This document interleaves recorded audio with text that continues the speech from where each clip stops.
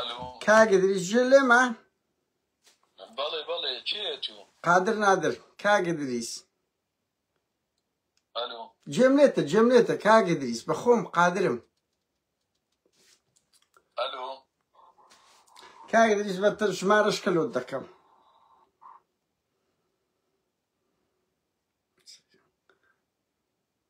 بعدين قلت شباب وزيبيلين كاقدريس بلعب قادر نادر بس تلفون لو دكم يوادرم بشماريش كردستان وهربقش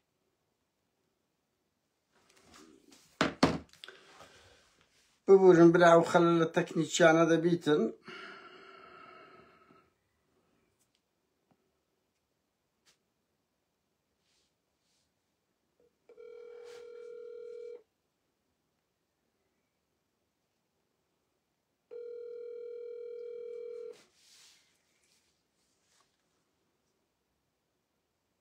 الو كاقدريس سوني باش السلام عليكم باش كاقدريس وزعت ببور هاي تلفونك كشهر أما بوين بلا و بريزي چیتو قادر نادر بلي كان قادر نادر براكم سوني باش كاقدريس وزعت كوا والله سباس تايجو خوي يقول خوار بعملهاش كبرام سپاس هاوڕێیان دەنجی باشە دەنجی کاگەدریس لۆتان دێتن کاگەدریس با بچینە ناو بابەتەکە دوو ڤیدیۆی تو لەگەڵ ئومێد خۆشناو بڵاو کراوە ڕوبەڕووی ڕخنەیەکی زۆر بیەوە کە گوایە سازشت لەگەڵ بەرپرسان کردیە من بە پرسیارێکم بەوە دەست پێ بکەم کاک ئیدریس ئەتۆ ئاگان لێ بووە ینی ڤیدیۆ تۆمار کرایە و پێتی گوتیە کە ئەوە کامیرە دانرابیتن کە تەسویر دەکرێ و چکو ئەوەی ئومێد کردیتی لە ئینسانی جوان و جوامێر ناوەشێتەوە من یەک سەرز بدەم ئەوە کوڕەی خۆم کە یەکێک ئەگە دیدار لەگە یەکێک مەسئولێک یەک کەس نایتە سەر تەلەڤیزیۆنی ئیرادەی بشتێنی کەسێتەکەی لاواز پیشان بدە ئەوە ئیشی خەڵکی کەسی ئاست نزمە بەڕاستی لە بەرپرس یان هەن دەچن خێر و خێرات دەکەن برادران ئەچ نەفەرەکە پیشان دەدەن ئەوانە هەموو کاری قێزەوەنە ئەوەی ئومێدیش هەر لەو چوارچێوە ئەگە سەیری ڤیدیۆگام بکەن نیو دەقە پیشان دەدا پچر دەیکا بەبێ ئەوەی جوملەکان بە تەواوەتی بگاتن چکو ئەگەرە تو تشتێک بڵاو دەکەوە دەبی لێ بگەڕی ئەو پێ 6 دەدەقەیە هەمووی قسە بڵاو بتەوە چ گوترایە چ نەگوترایە دوو پرسیش بە کەسەکە بکرێ بۆیە کاگدریس من دوو جار ئومێد خۆشناو هاتە لای تو پچر بووە هەمووی خرکەوە یەک دوو دەقە نەبووە ئایا تو ئەگات لێ بۆ ڤیدیۆیانە تەسویر کرایە و بڵاو کرایتەوە بڵاو دەکرێتەوە یان پێی گوتی کە ئەوە هاتیە و بەو مەسەڵەن وەکو دیداریان لەگەڵت کرد بەخۆی سپاس تاجدۆ خۆی گەورە ڕێز فەزلی خۆی گەورەیە کە سەرۆکی حکوومەت هاتە سەخەت کەمەکە قادر چەندی جانا ڕزایم لەو پیاوە گرتیە وەختنام لێ گرتیە شەڕم گرتیە بەرامبەری ڕاوەستاوم بەڵام ئەو کە بە چاوەکی موسڵمانە و کوردانە برایانە تەمەشا منی کردیە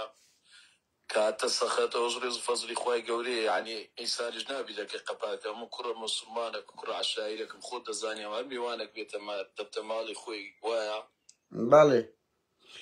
بەڵام قەزەی ئەو شتەی بەڕاستی من ئێستا دەربارەی ئەو شتەی کاگومێدیش کاتێ من هەر سوپاسی دەکەم نارێمەوە من ئەوانە لایەنی ڕۆژنامە نووسی لایەنی خۆتان دەزان ڕەخنەکان کۆکوونیە من وەک مسلمانێک پێشواز لە هەموو کەسێک دەکەم بەس قەزەی ئەوەی ڤیدیۆی کە کرایە بەڕاستی من ئەراگام لێ نەبوو دونیەکە ئەو ڤیدیۆش کرایە بەس ئێستاژە من لەوەی پەشیمانیمە کە سەرۆکی حکوومەت هاتە سەخەت سوپاسی بکەم وعدەکەی خۆی جێبەجێ کردیا جاگەل لە خوارێش تەشکە کرابیە مگلێ یەکمەوە دوایە لە بۆ سەرۆکی حکوومەت لە بۆ نووسینگەی ئەو بەڕێزە هەردەگرم وەکو مسلمانێک و کوردەک دەمەوێ هەست بەس کاک ئیدریس بەزەوە سەرۆکی حکوومەت یعنی یەک لە جیرفانی خۆی نادا بە من وەکو سەرز بدەم دوو هەرچەندە ئەوە دەڵێی کە هاریکاری کردیە دوو حکوومەتی هەرێم ئیجبارە هەر کەسێک ڕوبەڕووی هەر کێشەیەک تۆ کۆمەکی بکاتن یا ینی یارمەتی بدە ئەوە ئیشی حکوومەتە حکوومەت بۆ دانرایە بۆی خەڵکێک زیانی پێدەگا لافاوە قەیسەری سوستانە لەنگەستانە کەسی وەکو تووە کە مەسەڵەن فڕنەکەت سوتایە بەڵێ سپاس تاژ و خی گەورەم چەندی جار ڕخنم گوتێ لۆ هەولێرە هەر هەموو عیزبەکان خۆیان کتە ساعیبی من هەموو گوتیانە پیاوی مەردی شێری پاڵەوانی بەڵام ئەمکە هاتي نماري مني يجيتي هادو يسخوي بكاتا ساعي من أمن زقل بالودقاري زياني قسمني هاتوش بيوش دبسم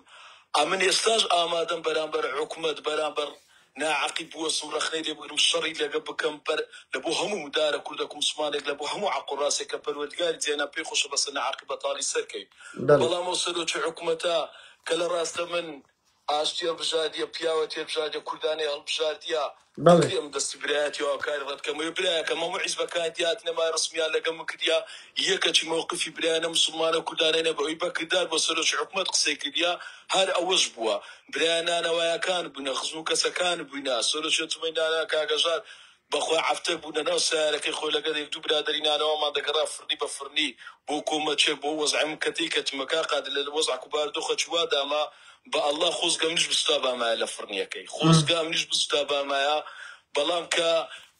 او حكومة بيت السخط كبيت باشا حزبكاني تر وعدي كومة شامبيون ندا كاتك توشياموي مثلا وتقول بتني استاتو لكردستان ما يبرام انقوش بروش ندبو خرج كردستان انقوش همو كاتك لقى فقير لقى عقن انقوش دستان ديال لهمو كارو تالاكي كلا سر عقل راسي او انا عقشك دي كانوا خواص ذات دا برام بهر كساتشي بيو بشتو بخوا الدنيا وهايا بلام كان قادر عزبة كان دياتنا مال برام بس رسم الله قدقنا بس داني بتكن تسلك خوان بي بتبريني وداني خوان بتو بكنا ساعة بتوم زقل أخوي قولها هيت كسم يبا يجنو كذا جديك عزبينات سب حساب له عزبة شجناكم يعني نبي بارتي سپاسداش دخوای گەورەم بەندەچ پەروەردگاری جیهانیانم ئیسلامم کوردم مسلمانم عەقڵ ڕاستم بەرامبەر ناعاقبەتاڵی دەوەستم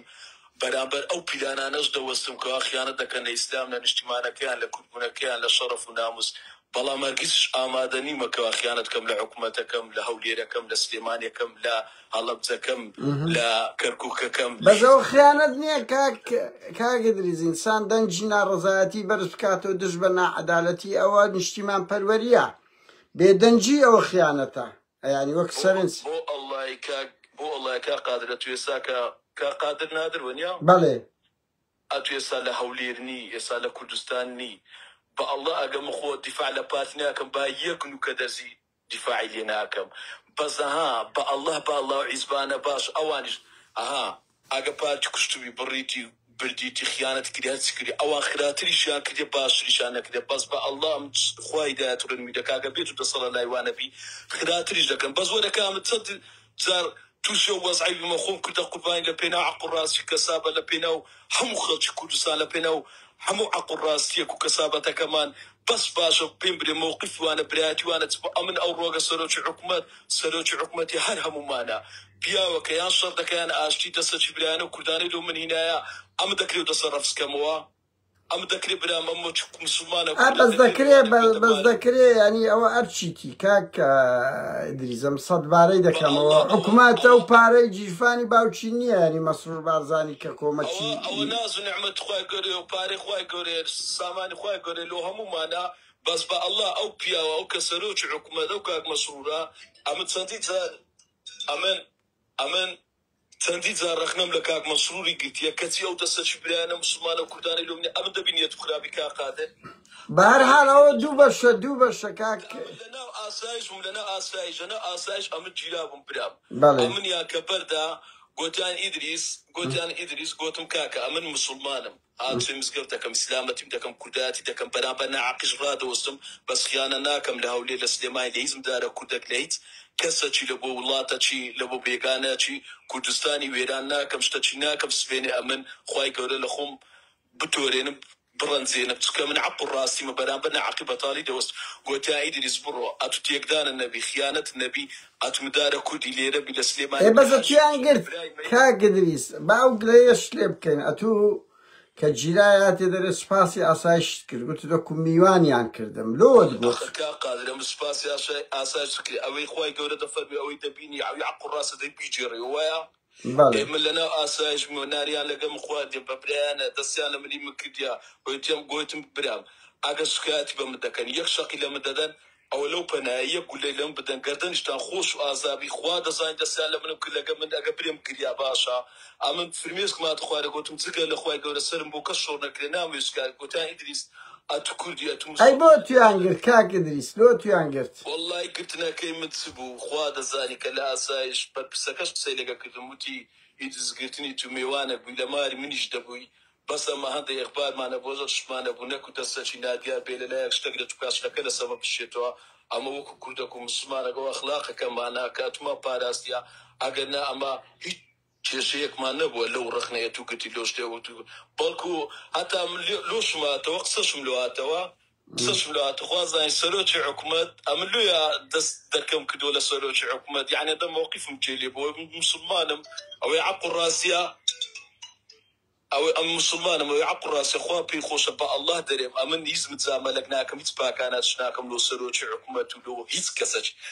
بس او دفاعي لما كنت قلت له كرتان قلت او رخني لما قلت حاجه بما قلت اقول له قلت تان قلت كاقدريس يا الله يبزر بوشتي بوكا نكشتك بلا بنات دايره سما بالشيت كاقدريس بس باش شيء تدوي بزاني باش شيء واني كدينا سوا كليان داي كسروش حكومة دي تخاد باش شيء بهوي او نارزاتي او خلكبو للسوسيال ميديا يعني بهزاران كسيان تيرور كرت شون بزرا ندراي تدادقا يك دقة يعني كايتو هات نخاد باش شي لبو هندي دوش استروشي بارتي وكجاران نيه لاولير خويان باش دناسن چنده وضعيان خرابه چنده خلچي اولير ليان پستا بوي هول ددن دز بسر او دنگو رنگانه دا بدن بله كاقاد بو والله جاني هم مالي بدن ستسقى لعقل راسي امادني ما تنازل كم بيني ياس من الرسولات والرشاب اخرتو ديوك دبي كاقدريس تو لبرداغا كها نيو بطالكي نابيني بعد مونا اتو دبيني مساوانا لخلق دينا بيش هر يكك رخنان لدقريان دبتر دنگو رنگ شي ديار بيقمان حسابي كيلو دكن بلان برنا او عصاي شي بزانت جريمة كيلا قوري بلي كاقادر امن استاج دريم بس اتو كفالة عزبكاني دكك لبارتي باش تربط بارسلونا اسبانا بسانا بكنا تصير بكنا اكتيف لوخان لبو توركم الله تاكل كاقادر يسال كسنه ولا تموزع عقد قومي هاي موزع عقد قومي اسبانا تكاكا وعدت بدلو بيدشتي بدلو لقد كان بصلو وعدي تيام بتدا حزبك كان كاك كاقادر امن زاركت كاو عزبيه تشتي كلا ولا مالكا كوسدويا هات بابا من نام سملينم تكفتو ماك عبد الرحمن عندك بروابك ناتا لبام زيبتيكن كتصدق بام وزي خراب ومعاشك هناك تدسي زلطلي دايا باشان ام تلفونم كد بالله كاغي السما ترسيكتي تشتكي لسربري قلت والله إذا ما ترسين لسديا أو أنا براي من أنا باشتي على قمنا بجادي أمن تسمكدي قابلة أم خيانة تمكديا أمن قاطع تمكديا أمن نفتم فلوستي أمن ولاتم فلوستي أمن تمكديا أم بستوان بخواي قولما هاش تشبي بس عزبان برا ما ويلا لبو يعني بكانت تسلق لو برينا وخان لو برجون خوان بكاتبين بس أم سروش حكومة قصدي شخصك يخوي فرقي لقل لا بس هو ارشيتي حكومة ارشيتي حزب جزاء كاقدريس يعني بس حكومة ارشيتي باشا كان واني يعني خومنا دنيا نابي من استا كاقدريس يقوزو ولا بري حفصت كذا جوري كاقادر الله لا انتماني وسيلات تلفون لهم كاقي سماو كاري تشبكين هیچ پیش ما بس شنو تكوردا برايم مسلماني هیچ شمانه لو باردو خنا خوشدا كريتي وزعت خلافه بس كاغوميت كاكاتيا لولا تصوير كده ديسا خوي وكدي او يجو خوي باكانك او كدك لبوي كبستو او تستيا كامنيش مكدي لو ديسا او كاري ماك يا مسباس يا مولا اجدكم بس هو كارتشينا شيرنا كاقدريس مسلمانك ابو بشتواني عفو راس ابو بشتواني كاقدريس بلان برانش دوستم كسكات بهم مدار كردك دكنيا بنا خوش دكنيا بكسك دكن كدكون داني بكنت سجل ابو برني واخوان برا كم قادر استاج امن الادريس استاج شتوان بخواي قولم برامبر عقي برامبر همو كسفرادو سمكوا بلان بكالا كردستان بس لهولي هر بارتي داي كاتن كاقدريس كاقدريس جيرلي معناتو كاقدريس يقوس خنا خوشي دايما اغنا امنا اسا بيدريم حرام عزبه كانت كموقف انا بسلوش حكومتها بكر دو بيتصخل لقمد ام دكري دسرفس كمودي ودك اخوي غوري كنتي ام تسكدوره توريكم لو دانيا اخون بكجم تمرم تبكى وكاغا تشوش بداريت ليك بتو قال وضعي منها نخير نعم من أوشتانا نازارم بيشم ناكري بس اوي عقل راسي خوا بي خوشاوي دريم با الله كجاني عمان بنستا بس كاقدر يستخوي قوس أمنهم لو خلطش يعني كسروش حكومات محافظ هرچندا أوانا هيتيان جد هيتيان باري جيفاني باو تشخوان نية ددن بودزي خلقه لو أوروباي إما پناهندين همو أوانا يدي بمليارها دولار يعني صرف دكري كسيش منتك ناقا كسيش نايكا دسكوتك كاقدريس قطع بو كس منت ناكاتن براكم أوي دكريتن أو مزايدية وبافل لولا من معاش أوي ددم سروك حزبه بقربة أما بعضنا مؤسسات دكين مسرور بارزاني كومك دكا دلي لسابي سروش حكومة بابا ولا تشيبوا أوشتانا يعني مسرور بارزاني لأمريكا قوربوها لأمريكا قوربوها ونياتن صالح رنديتي خوي بمادستيري هنا يتولى سأشتين أشتواي شوية نازنم باشا يعني لتشيبوا قديتان بايدن يعني ترامب يعني سروك وزيران أمريكا كالسابي من أوكرايا نيش تيوالا نيا جهات هي وزارة تندرستي هي وزارة مالية هي نظام تيوا بقانون لو يدادني هيتش مندناكا نقلو هاولاتي كاني خوي لبو ايما معنانيش مادام تو لو ولاتي درجي اتر ارشي حكومة اويا هاوريان بدوين زار او دكين بلام اوي او كاقدريسيش بازاكا اميد خوشنا عيبا بتزدي خلق دبي بدزي تصويري دكي يبدزي تي بموبايلي كريتي دري من مزانية دري وتولي بودتان جوتان دري من مزانية يعني تصوير دكريت يعني تصوير بفيديو بكاميرا نسو بكاميرا شي موبايل رنگ بيزاني بتصويري شخصية دادي تصوير لك قطعيش لك كاتش خما ولا إشي جوامير ناوشيتوا أو باكانة بكردنا أنقو بلاوي دكانو أو باكانة كرد تعنو بيشتري زارك هاوري كردي أبو لهمو هاوليري كاربان يبريوش سردمي بعس بارتي أم بقوم يقلو أم ناما يكملو أميد نارقوتم كرة شرم كاتو كرة شايدي كو قبول دكي خلقك رسا فكر لو هاوليري بيت كارباي ببردري لبرين رايدي آوازا اتر بانجي كرت ديسان ويليكر بس هاوري كردي هيت قسينك دا كردستان تيوي او رفتارانا پاکانه پیپر کردنویه و بتابتی که انسانه که آگاهی لخو نبی دبی پی بلی که من او شتبلاو دکموه حتی کابرا لخوی احتیاجی خوی وگری تو نازانی یعنی ادریس نانوا تقصی تری کردیا نی کردیا رخنی لید گرتیا من لفیدیو یک دیتم علیتا امید خوش ناوی داره اتو بمنو دگو جهر شوین مثلا قزمزه نقطة قليلة دا يعني أو كاري ناشينا وميت خوشنا شرم بكا فيلم دايبي ويندر قاعد ساكت كرديا همو يقدق نابي بلاوت كرديتوا باشا بتر داكي ببيع وي كسكا بزاني أو رفتاري خلشي زوامير نيا يعني أجر براءتي دا يدرس نانوا بويت مثلا عوا بينس التلفزيوني لقاي لقبك بلان بي او شتت تصرفك زور ناشينا وكو هموز خلقاني بناوي خير خوازي داتن خلق دكنا دسرك اما او ما لو كسكي من دالقاني بشان دكن جشنكاني اوانا قيمي باخلاقيا هاوريان هربي سماو بكن من بيماوي سروش حكومة كرديتي يعني دبي لبر همو قيسري بكا همو لنجي بكات او عركه هيت منتي تدانيا بو خوي ديكا خلق دنجي بيدا داتو ازبقي اهتمام بيدا دا نايكا خلق دجي دبي او سروش حكومة لو هندي داندرها ايشي تو مرايب كاتن بودزا ديتا دستي